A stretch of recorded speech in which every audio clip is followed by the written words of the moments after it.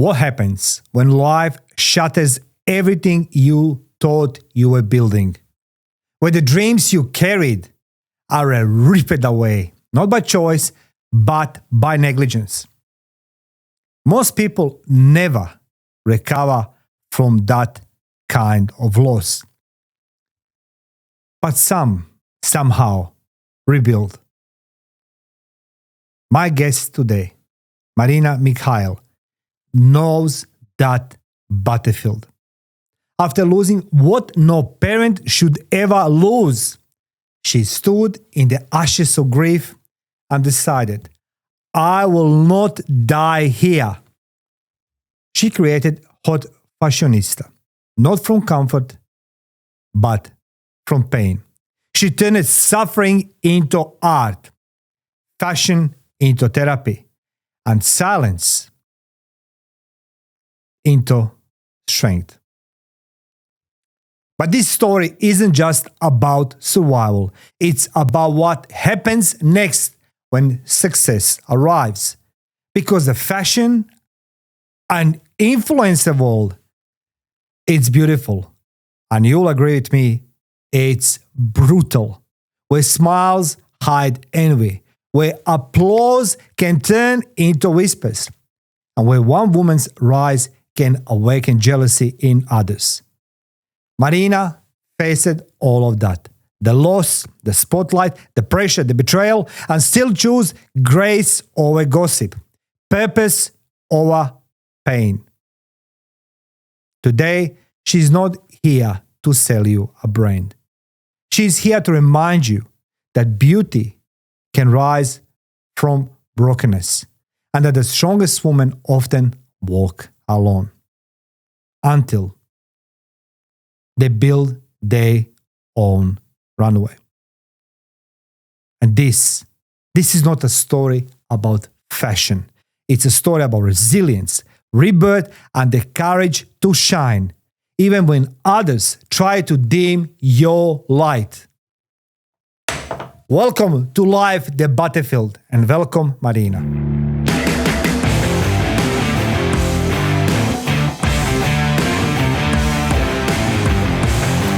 Marina, welcome to this humble studio, Life, the Battlefield. Thank you for coming today. Thank you for having me. Look, I was chasing you for a long time.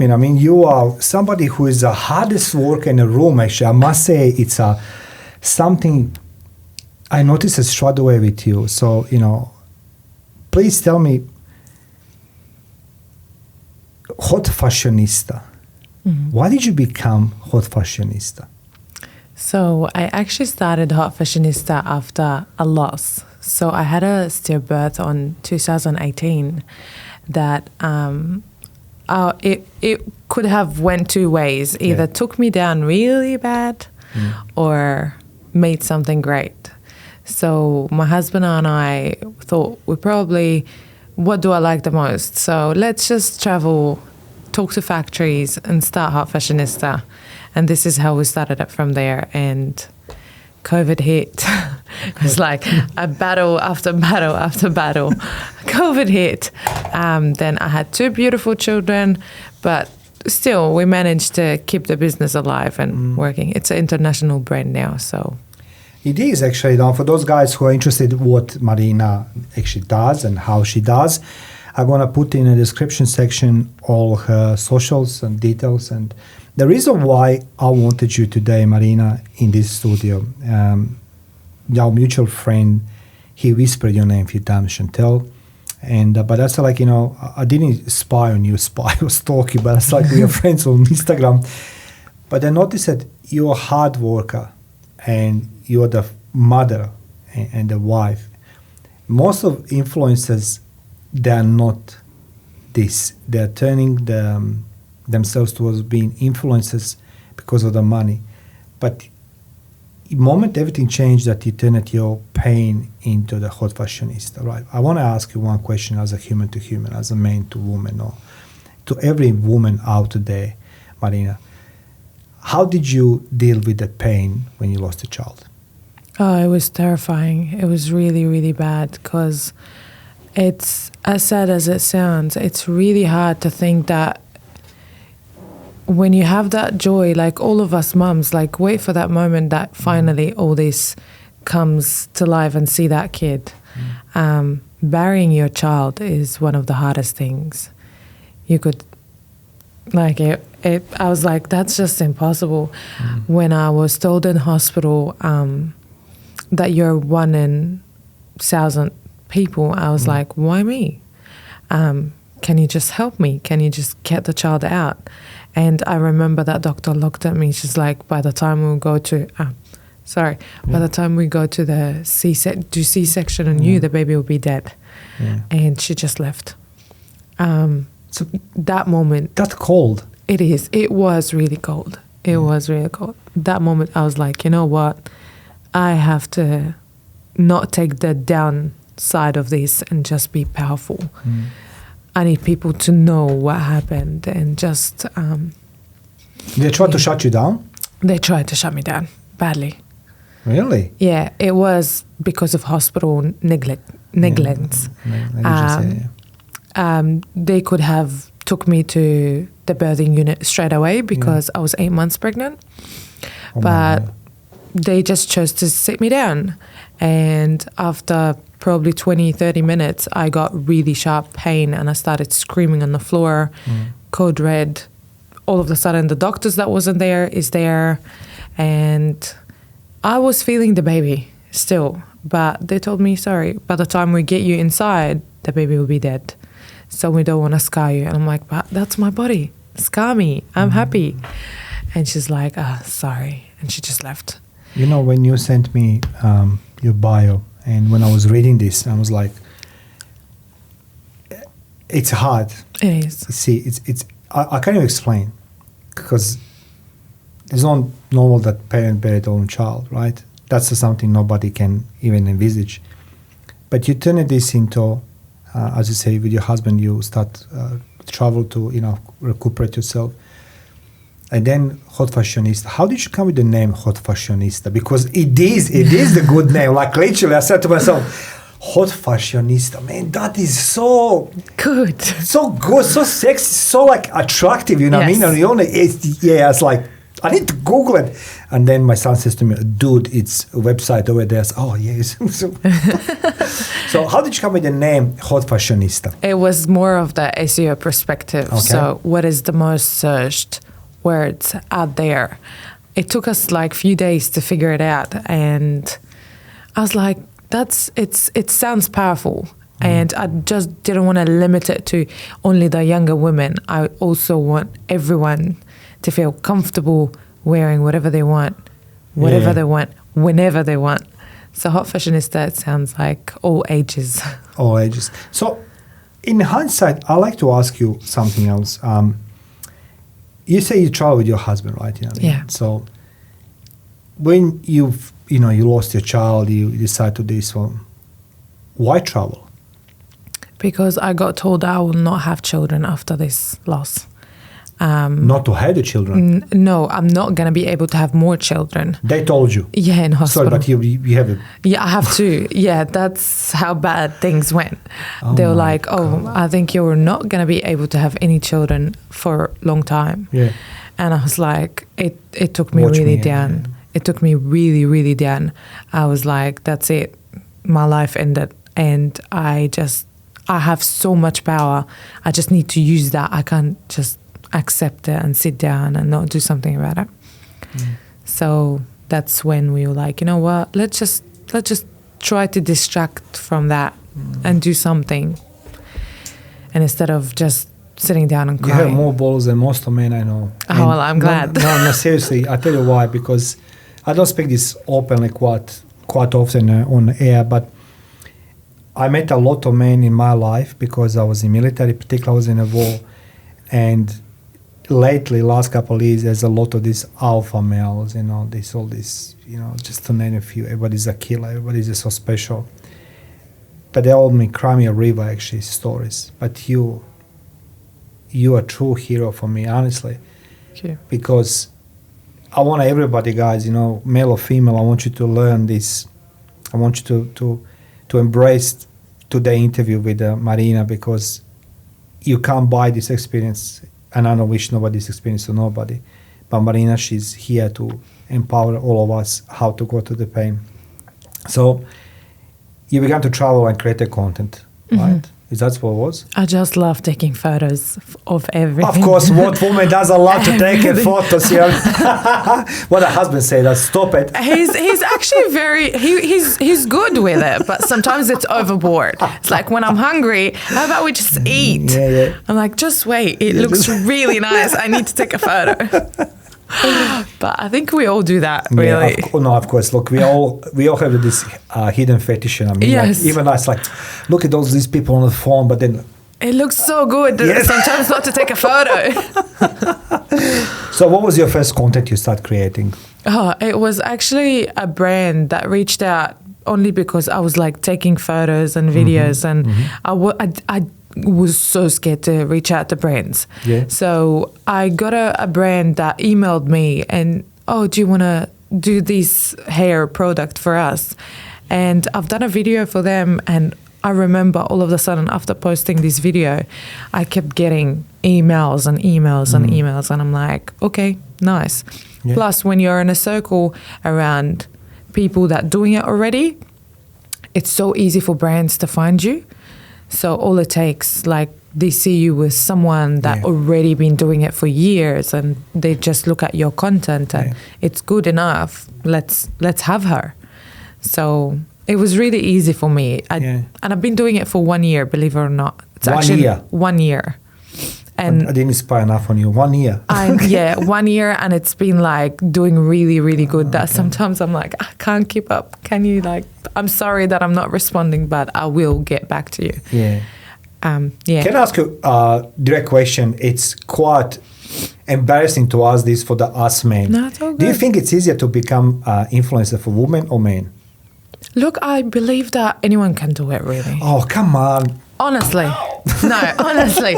Anyone can do it. But I feel like men sometimes get shy of capturing a moment because they're not sure how people are going to look at them. It's more of like how we will like grow up thinking that, oh, you're a man, you can't do that. Yeah.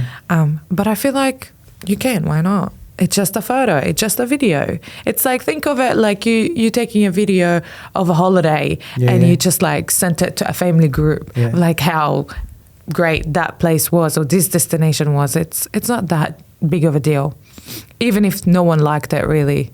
Interesting, eh? Like when I started my podcast, and I was like, we spoke before that, we turned the cameras on, and I don't remember. I was being told many times, don't do it, Mario, don't embarrass yourself because of English, because, you know I'm handsome in my own views, but, you always try to compare yourself with other guys and everything else. And then something switched inside of me. I think that my youngest one, and she told me, Dad, you have a story, why don't you write the books? And I have this professor, Klaus Mollman, who says to me, yeah, we should write a book.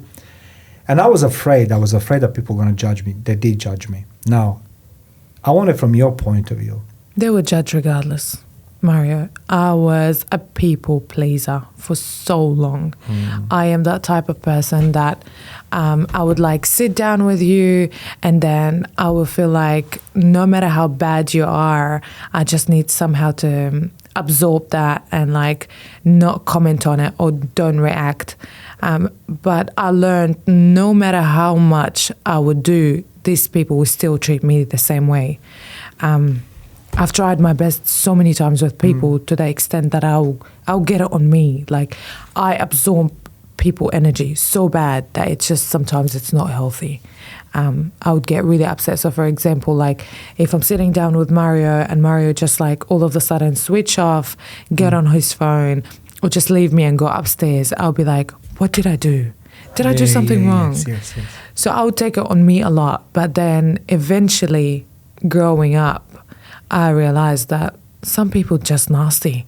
They just like that. They don't have manners. Not because our parents taught us this, that means everyone really knows how to do it. So they're going to comment, they're going to judge. English is actually my second language, so I do have an accent. Yeah. And I get freaked out so many times when people be like, what did you say? What is that? What is that? Yeah, like, I can imagine it. Yeah. Look, I don't know how did you come to this answer, because my question, which I was trying to lead, how did you learn to protect your energy and still keep your kindness intact? And you already answered before I asked my question, which I'm very happy that we have this interview, because most of people see the influencers as something bad, but we all want to be somebody like our influencers. You know, I mean, I'm influenced as well by many people. But being the woman influencer, I think it's more challenging, because I think it's more jealousy amongst the women. And you told me that maybe you don't know somebody directly, but people are jealous on you. Do you think they're jealous on you because who you are, what you do, or how do you look? You think in being influencer female, it's more like about look, or what brand you are representing? I would say probably a mix of all. Because sometimes I get told, oh, you're just 29-year-old and you've got your business, you've got kids, and you've got that beautiful life. You go out, you party, you do all of these things. It's like, how? Yeah. Well, you don't see the other side of things. You don't see the editing. You don't see the late nights crying and screaming in the shower. You don't see all these struggles. You only see what I want you to see on camera. And that could be something good and something bad about influencers. They just want you to see what you want to see. No. Do you get what I mean? Yeah. You know, this is as I say to you, just few minutes ago, that you have more balls than most of the men.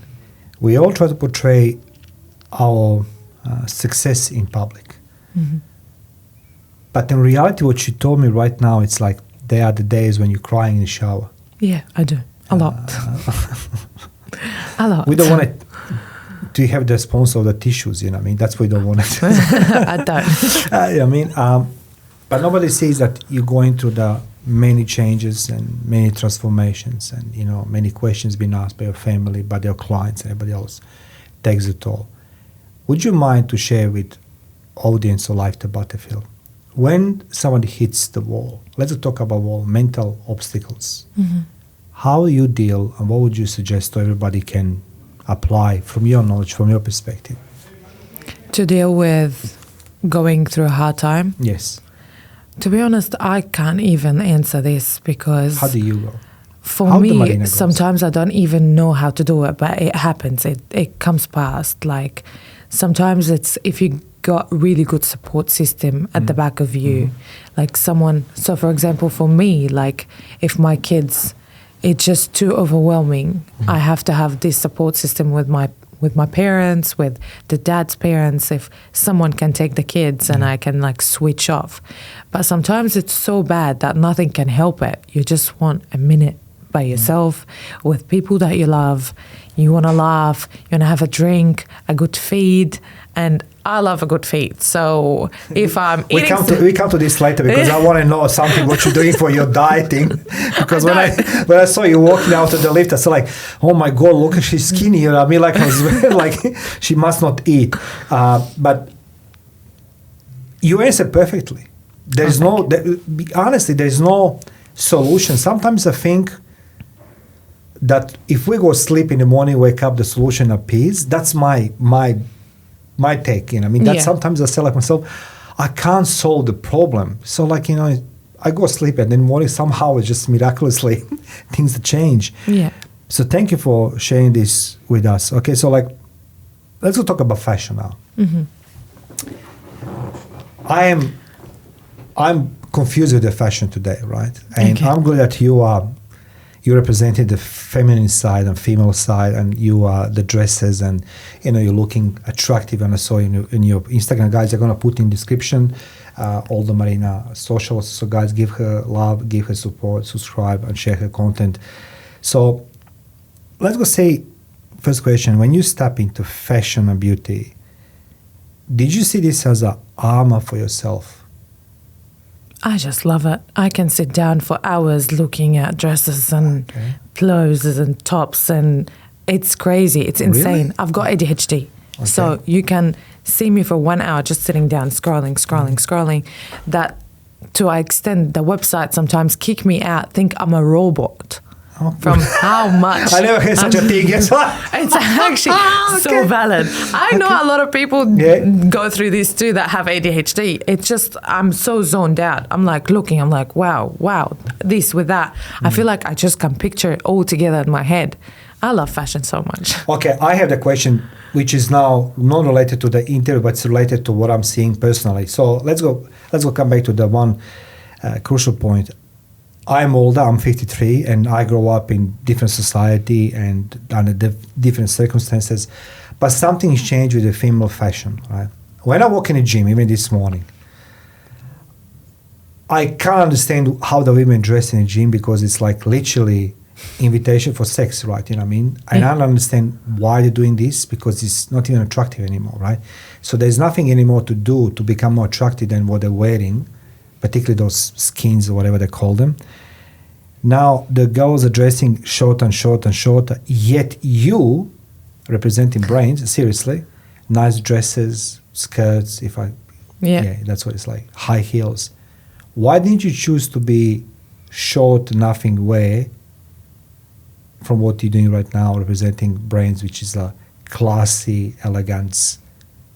Because I feel like you could never overdress. Okay. I love just being like always like fashionably laid in my dresses, my heels. I love being always in heels since I was young. Actually, I used to steal my mom's heels and just walk with them in the house. Sorry, mom. Sorry. Mommy just stood off this moment. Yes. But like, I just love it. I feel like this is actually, it fixes the mood when you dress up. There's a lot of women out there. I don't know if you heard it or not, but sometimes you would hear a woman saying, I'm going to go take a shower, put makeup on, nice perfume, nice dress, and I'll feel better. So it does fix the mood, being elegant. But that's what I try to illustrate, you know what I mean, like in some, how to say, more sophisticated way, because I think that for the men, let's just say, for me personally, it's more attractive women in dress and skirt, high heels than somebody who's dressed very short. Like it's like the point it is, my father always told me, if women you can buy, it's not worth it. Mm-hmm. So, sometimes I think that some of these girls literally portraying themselves very, very cheap, right? So when the brands approach you, what they ask you, did they ask you the size numbers or what do you prefer to wear? How do you combine your personality, your character, your shape with a brand? So when a brand reach out to me, obviously I have to see if I align with the same perspective. Yeah. So I can't just accept a brand for just a brand that's going to pay me. Yeah. A lot of brands, when I accept it, I actually have to trial it first or wear it first before I actually put it there for my audience, because that's at the end of the day, it's trust. I don't want people to think like, oh, she scammed us to get paid. Yeah. I would hate if someone do that for me. So when I see someone trying something, thank you so much, Marina, for this saying. When I see someone try something, I would like absolutely want to try it because I'm so convinced. But then when I try it and I don't like it, I'll be like, okay, this person probably got paid to do that, and now I can't trust this person anymore. So I don't want to be in that niche. So every time I get a brand deal, I have to see if it aligns with me, if it's good quality, if it's a good product, etc., etc. And I had a lot of brands that I worked with that I ended up not posting because I was like, sorry, that's your money, as if I bought the product, but your product is really bad. I can't just put it for my audience. Really? Yeah. Why are you so honest there? Why are you so honest? See, like, this is what I said to her. I was chasing you. I'm gonna reach Chantel. She says to me, yes, So like, okay. But my question is like, you don't portray yourself as somebody who is so successful. Look at me, me. But you are portraying yourself in this podcast as expected, as a woman, as a mother, as somebody who feels the pain, happiness, loves to eat, loves the high heels and all these things. That's what makes you as a human. And that's the reason why I was attracted to you. So like, this person, not just an influencer. She's a package. You know what I mean? I want to sit her and talk to her, because when you just be product and marketing, God, is what are you buying? It's hard. Yeah. I want to ask you this fake and real. That's the guiding me now to my next questions. Mm-hmm. What's fake? What's real in a world of influences by your perception? So the fake is, I wouldn't really call it fake, but it just, sometimes you don't see the full picture. We try, or like, not me, and I wouldn't say that about all my group of friends too, but I've dealt with, because of my brand, I've dealt with a lot of models and influencers that I rejected, or I thought about it twice and I looked around on their accounts. I really feel like they tried to take the moments that you would buy.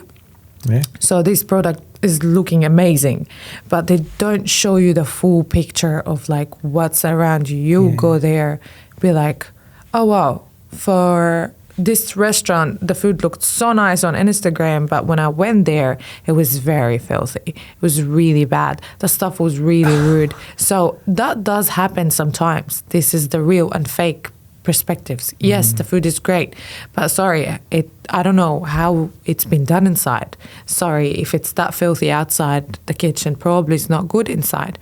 So it's always like the honesty, the credibility. If you trust that person, it's that trust that builds with your audience and people that follow you. And either you would take it to the good part or like the bad part, and they would just never trust you again. You know, I wrote recently an article about something about risk management and reputational risk management, and you line up with this very well. As I said, like, you know, you are for what I was being told you are, and what I expected from you. It's you have the purpose, and you are looking after brand as if it's your own brand. You know what I mean? That's what it is. So like, you don't want to represent somebody because you got paid. Yeah. Because you're gonna feel that you're gonna damage your own reputation, you're gonna scam the people. So like, guys, True. Everybody who is looking for the honest review, and I say like, Marina, she's here in studio with me, and I say like, down in description section, give her thumb up, subscribe on her content, and guys, if you are a sponsor or you have something to promote, feel free to reach Marina. Because the reason I'm asking this, Instagram is the best in these things. When you look something recommendations or search something, there's a lot of this. Also, like for me as a man, it's, I don't know for why reason, I have so many women coming in on my feed. Sometimes I think they're listening to me. I mean, like they know exactly what I'm talking about. It depends on the topic, yes. Yeah, like so many times. Like so many times we'll be talking about a topic and all of a sudden it pops up and I'm like, well, after talking about the podcast, I was like having a lot of like pages of podcasts like showing. I'm like, what's happening? You can't have the Marina. She's with Life to Butterfield today, later. So then I'm seeing all these women, you know what I mean? It's like there must be a lot of filters because everybody looks perfect. Everybody looks so shredded. Everybody looks amazing. So I want to ask you a question when I say like fake and real. How do you look after your physical look? And I will repeat, guys, you're going to see the Marina on her pictures. I mean, Marina, she is what you see on her images. But how do you keep your appearance, to be I would actually flawless, like if you eat in restaurants, I do eat. I do a lot. A lot. Tell us. I actually, after having my daughter, I did surgery. So I would not like to lie about that. I adore it, seriously. Like, I can't believe you said this. I didn't even know. But I see this is what makes you so unique. Okay, sorry, you had a surgery. Because I feel bad when, because I've been there. I've been there. I look at women. I'm like, how can she be so perfect? Why am I doing this wrong? I'd be like so harsh on myself, feeling really bad, to the extent that I just don't want to dress up. I don't want to do anything because I feel like I just don't look as perfect. Yeah. But no, I had a surgery. I had few, after having my daughter, I had liposuction and BBL because I felt like I would probably look me, I'll feel like me when I do something like that. So that's pretty much, and then like any other surgery, you really need to take care of yourself from there. Yes. Because anything can Surgery come back. doesn't solve everything. Just Exactly. It's a starting point. Yeah. It is the starting point, and it's at the end of the day, it's your strength, and whatever you want to do, you want to achieve it from there. You want to go accelerate from there, because it's really hard at the beginning. I see a lot of people struggle. I mean, like, I adore people that do it all by themselves. I wish I was one of those, but with my lifestyle and my kids and my life, I just couldn't be physically 24/7 in the gym. So it was a starting point for me, and I just took care of it going from there. But I do eat. Yes, look, I can't praise you enough, but I'll say this. We live in a world of fakes and exaggerations and lies.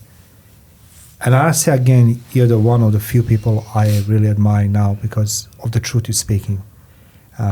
It's easy to hide yourself behind the filters, you know, behind edited photos. But it's hard to be you, and you are one. So for every woman listening right now out there, struggling with their own identity or their look, you know, they don't love themselves. What would you tell them? How to deal with these things? You're just perfect. I feel like looking back or thinking back about it, I just wish that at the time someone just stopped me and be like, you're just perfect. Yeah. Not everyone is gonna like you the way you are, but if you're comfortable in your own skin, that's all what matters. Like, I see big girls that are happy with themselves and have confidence, and I'll be like, and you'll see a girl that looking so perfect and doesn't have the same confidence. I struggle with confidence, even though I'm like always dressed up, Marina. Always this. I use filters. I use editing apps too. I mean, like, if you're happy doing that, it's a different story. But until this day, I do struggle with my self-confidence a lot. And it's just, it depends on the way you grow up. And,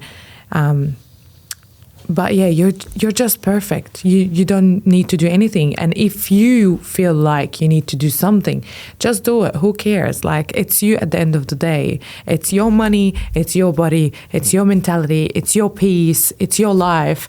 No one cares. Like, fuck everybody. Sorry. Yeah, so it's okay. No worries. You know, you turned this conversation into something very powerful, and I want to find a proper way to formulate this question. So, do you believe that you turned your vulnerability into power? That actually showing your scars? Do you believe that actually? I feel like to yourself and every woman there that they're actually powerful, because you had one of the most painful experiences, and seeing you as a woman with so many scars, but yet you're so truthful and honest, which is a power itself. Do you believe that you turned your scars and negative experiences into the power? Or make you stronger? That's a very good question, because growing up, my role model was my grandmother, and she had a very, very traumatizing life. So for me, I was like, I need to learn to do the same for myself. I think this is when I learned that every pain has to be like converted to a power. Like, you have to be so powerful from your scars, and instead of just sitting down and crying, because that's what majority of people do anyways.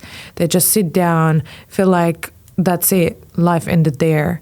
The more I feel like I focus on my scars and the obstacles that I live with, the more I feel like, you know what, there's a lot of people out there that probably going through the same.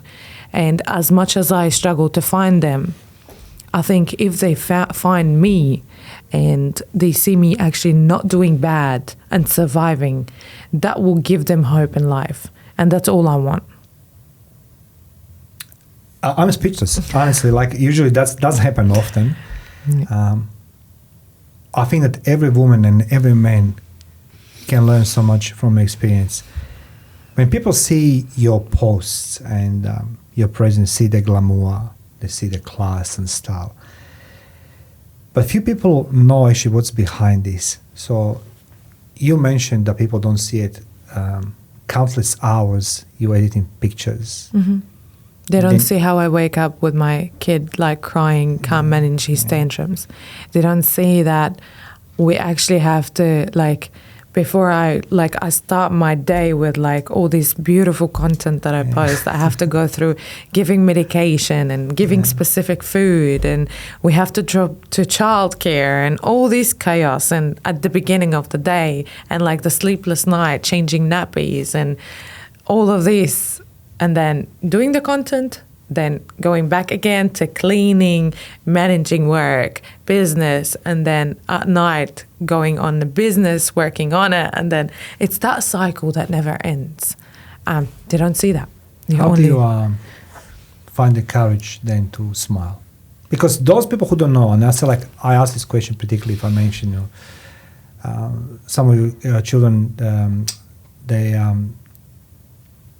they have some disadvantages, right? It's autism, right? Yes. Okay. You see, but yet you find the courage. I mean, you are the you're the superwoman, honestly.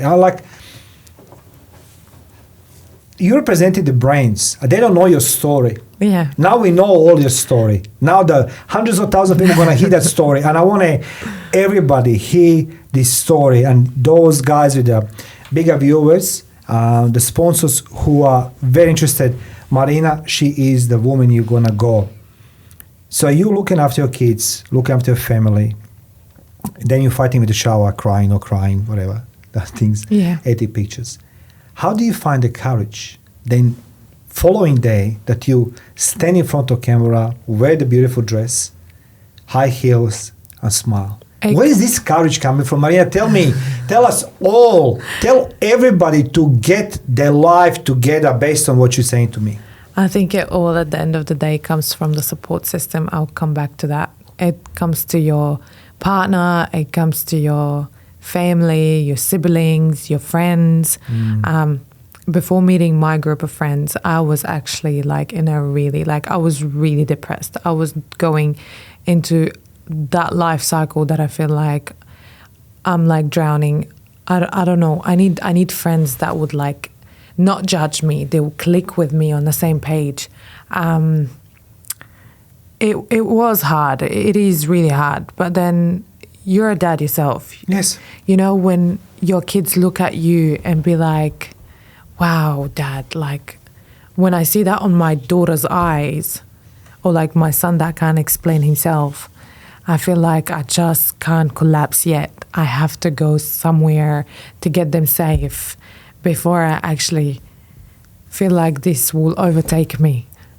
I know that feeling. You see, the reason why I'm asking this for you, because people say now they know, because I have full right, now I have the full, full license to say this, because when my son was a little bit younger, he was a little bit ashamed, he was a little bit, shy, not to talk about his condition. So my son was almost 12 years epileptic. And the reason why he became epileptic, I blame myself.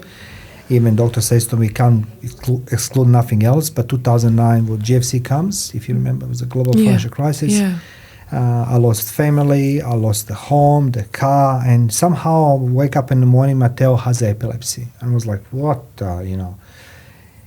But I wasn't prepared to share with the world, because it was my pain, my burden to carry. And as you are, I try to find the way to live and deal with this. And trust me, I was many times coward. I was run away, in terms of I can't stay at home for one day anymore. Yeah. But you have the more courage than most of the men I know. And I'm truly believing that your story should be heard and be seen and known by many other podcasters and many other bigger outlets, because you are inspiration in adversity. You are. I want you to take this very seriously. You are inspiration in adversity. While everybody talks, you do. Mm-hmm. So that's something we don't understand when we see somebody. We don't walk somebody else's shoes, but we're ready to judge. So tell me about editing pictures now. I want you to help everybody, including myself now. When you do all these pictures together, let's just say do 100 pictures, even more. Yeah. How do you choose which one's best? Oh, it's so hard. Okay. It's so hard. Come on, share something with us. You know, I mean, like, take the notes, guys. It's for free this time. Mind you, I'll be like sitting down in bed, so tired. Yeah. I have my laptop open because I need to work on the business too. I'm like sitting down. I'm like, damn, I took so many photos. Which one? And then I start deleting the ones that actually look really, really bad, and I work with the other ones and just put it together. I don't know. I just started to learn because I watch a lot of content, like a lot of videos, a lot of transformations, a lot of. I spend a lot of time scrolling, and I believe that everyone does that. Really. So just, I swear, you just like. I just love your honesty. Like, it's just incredible how you are honest person you are. And that's like, I have nothing to promote. You know, I mean, I want it, but that's like, I'm hoping and truly believing that people over there who listen this now, they don't see you only as somebody who's going to promote them as a content creator, but you are inspiration. Oh, thank you. No, seriously. My question is, when you do these pictures and anything else, you're obviously taking time from your family, you're taking time from your life, you're taking time from everything and anything. And you mentioned a little bit before, we are who we are surrounding ourselves with. Yes, Okay. absolutely. Who are you surrounding yourselves with? Why? And are those people your biggest support? Yes, I'm surrounding myself with people that they are fighters, Yeah, okay. survivors, Okay. and they believe in manifestation, and they believe in the energy that no one can just like take your peace away from you. Do you know what I mean? And you just encourage yourself, because we all have our moments when we look down and be like, I can't do this. Yeah. But if you're surrounded by people that are always fighting to get there, not necessarily in a bad way, then you'll be like, you know what? They're doing it, so I can do it. Yeah. And you're always like thinking, Yes. I can do better. But like if you surrounded your people with like negative energy, people that are always fighting, people that are always depressed, which is like, there's nothing wrong with that, don't get me wrong. But when you have your moments down, you will feel like you collapse more, because I want to let it go too. I've got my moments that I just can't do this again. But when you feel like everyone is doing, you'll be like, you know what? I need to put my head together, get up in the shower, and just get back my ass, sit down and do this. Music. Sometimes I put music, like, you always listen to it, you think you're crazy, but we have to survive. See, you're not as I suspected. And I'm not always right, you know. But as I suspected, you're not just a content creator. Yeah. You're not just a pretty face. See, I didn't know many things about you before you sent me informations, for which I'm deeply and so grateful that you shared this with me. Because when I open your content, you see the amazing, young, beautiful lady, doing the content creation. That's it. Then you're going on your website, HotFashionista.com.au. Yeah. Okay, it's going to be in description. Then I see your family, right? Then I read in deep. I say like, wow, this is not fake person. It's a real person. And today, lesson of this interview is, it's not just how to deal with the pain, but how to separate yourself from the herd of fake people.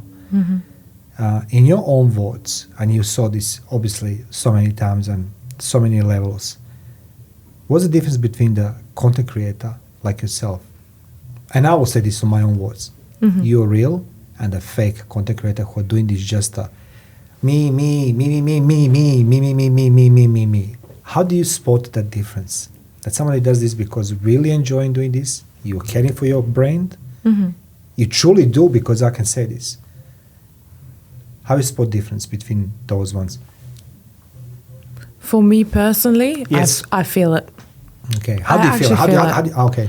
I don't know. Like sometimes when It's like a vibe, right? it's Energy. that vibe, it's yeah, that yeah, yeah. energy. Like sometimes I get told you're old soul.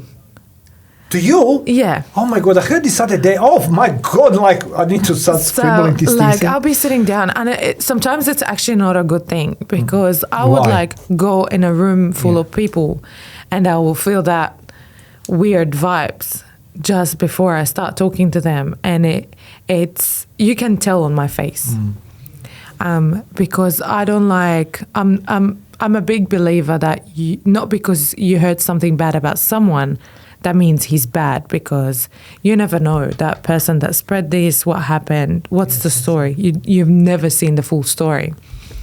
So I have to experience it myself.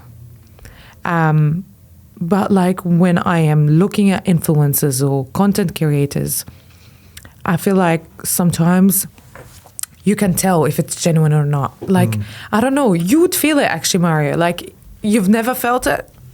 Well, I try to exclude my training because all my life I spent in human intelligence and interrogations, investigations. Even my primary business is investigations, and I try not to get that The to see people instant. to the lens of spotting the mistakes and flaws. Yeah.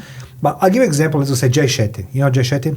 I mean, the guy's the biggest faker in the world. When I saw him first time on Oprah, I said, this guy's a liar. I knew he's a liar. You connect things, it doesn't work.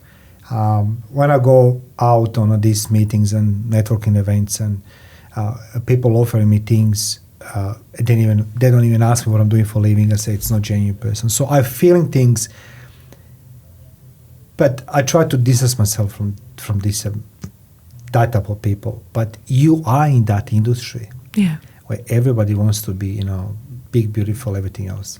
For example, this morning in gym, I have a couple girls come to me, says to me, where's your camera? I said, like, it's there, you know what I mean? It says to me, where's the tripod? I said, there's no tripod. I bought a magnet, Yeah, I know which one. stick.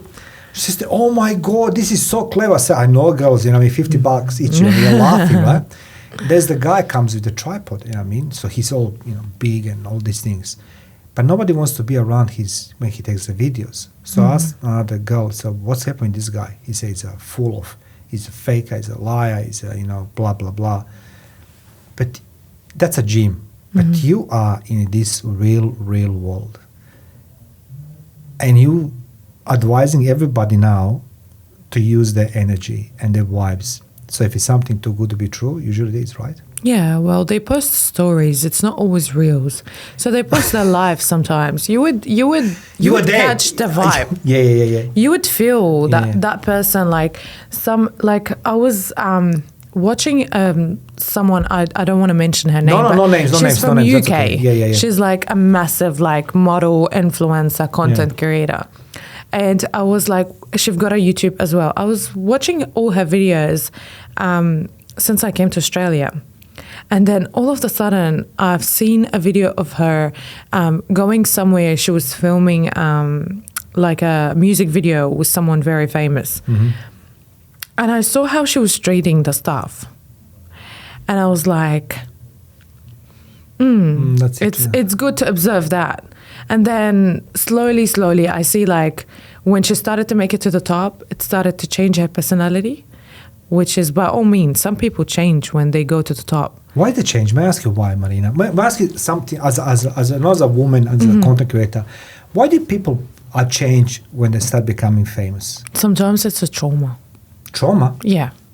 It's actually a trauma. Really? Yes. Okay, I was thinking maybe it's money. Okay. Can you imagine a kid that everyone bullied and everyone ignored and everyone disrespected, and this boy put all this power from all this hate and made it and became so good all of a sudden? How he's going to deal with these people again? Obviously not good, not nice. It depends on the circle around this person. I feel like these people didn't feel loved, and when they made it to the top, they just feel like they made it by themselves. It's a sweat and blood, and even if it's legit or not, but they just want a revenge. Revenge. It's that feeling of revenge. That's why going up so quick sometimes is not healthy. It depends on the support system, the circle around you, keeping your peace, your energy. I want to congratulate you something, because I'm doing a lot of research on these so-called influencers, and it's a lot of scam there, a lot of scam coaches and all these things. But I was watching something on YouTube, and I noticed it missing some names, so I started digging. Vitaly, he disappeared. 26 million people was following him. He's been arrested in Philippines.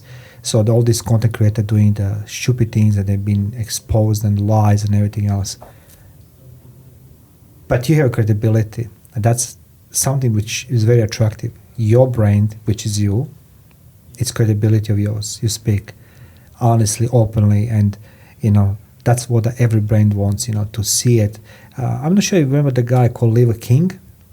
Anyway, he was like, let's go eat liver. His ancestors was eating the liver, raw liver, and the guy was massive, and his family. He exposed his kids eating all this raw meat, and oh God, it turns out the guy was on steroids, right? The entire time. I said to myself, you can't be that big. Why are you lying? But people are spending money and money and money. But there is something about you which is very attractive to you. Be content creator for someone else's brand. So tell me something. How this works? Now, curiosity. Okay, explain to all of us, particularly me, who's going to be one day content creator. When somebody approaches you with some product to you promote, what's the process? You say, I want to try the skirt, dress, high heels. I can understand this. So obviously you have to have your email on your bio. That's the first thing. Okay, you need to know. Okay, that's good. Okay, so even if you're not working for a brand, there's a place that you went to, for example. It doesn't always have to be brands. Sometimes it's appreciating a place that you went. Okay. So we all have that one favorite restaurant that we always love to go back to. We all love that one dress from that one place that we always wear over and over again. Yeah. So all it takes, you just appreciate that thing and do a post on it, for example.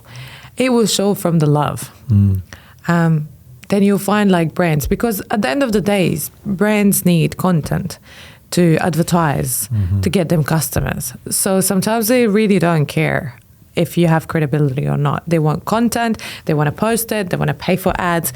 I've got my business and I know how it works. Sometimes it really, as long as it looks pretty, I don't care.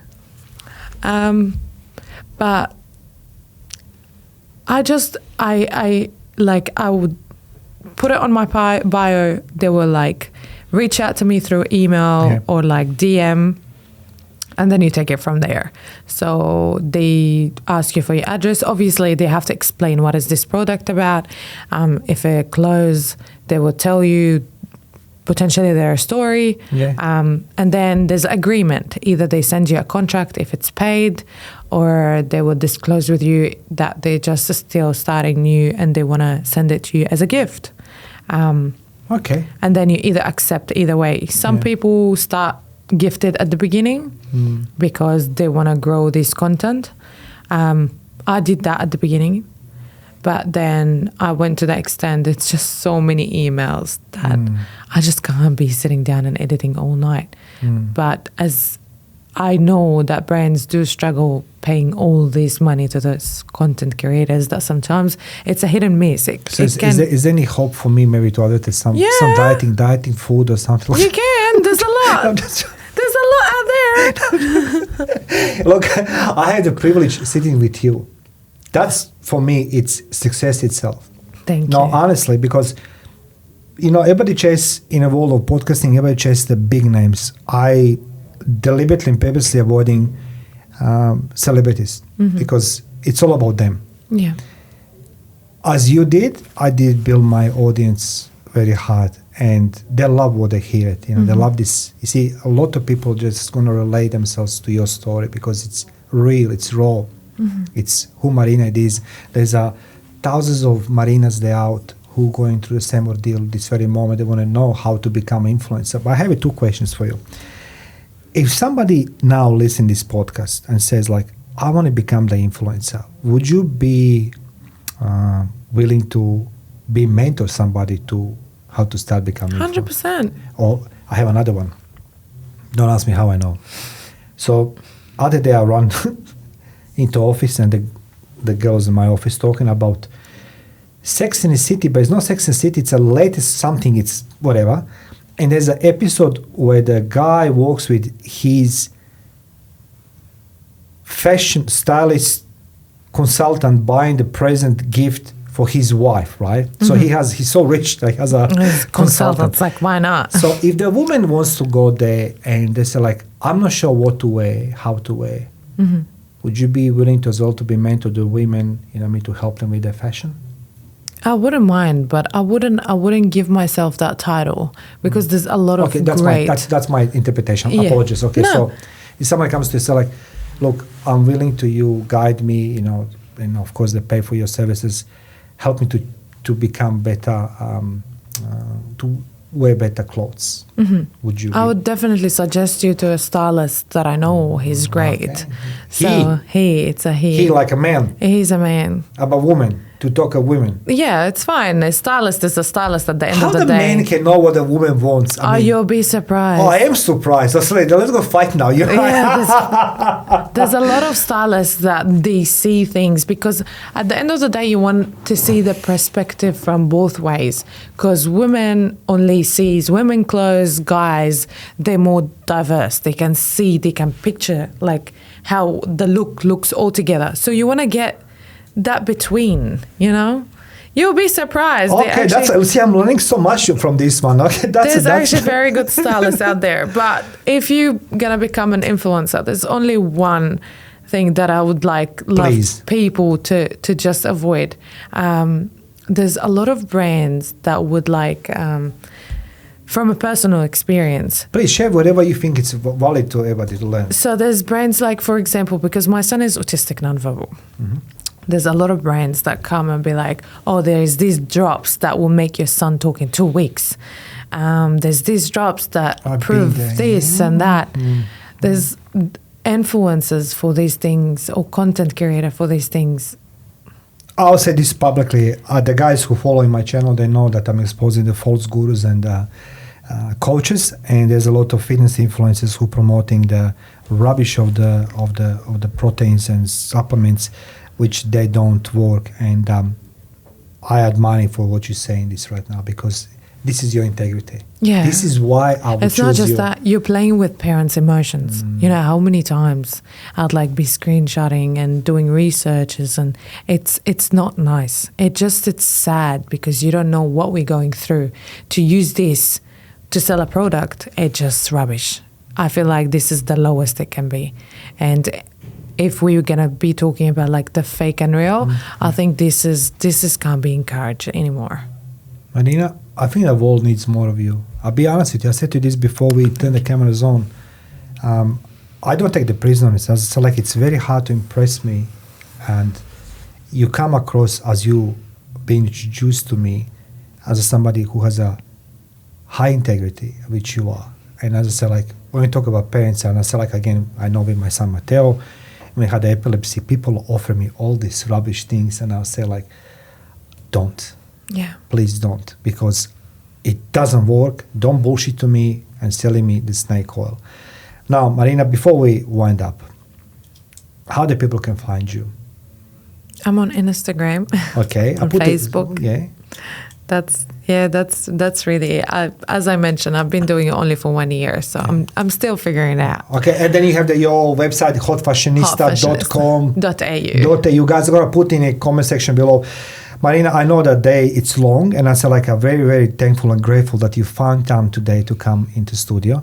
Thank you. I truly believe the world needs more of you, and I'm really hoping that somebody like a Mamma Mia or somebody like Channel 7, Channel 9, 10, whatever they are, come and they hear your story, because you are the woman of integrity, woman who gone through the pain, and you are surely and certainly inspiration adversity. So Marina, thank you for being my guest today. Thank you so much, Mario, for having me. Thank No, you you're for welcome. everyone. It's like I said, like, we're gonna talk after we turn the cameras off, like how I can do for the fat people something. I was like, guys, the shake.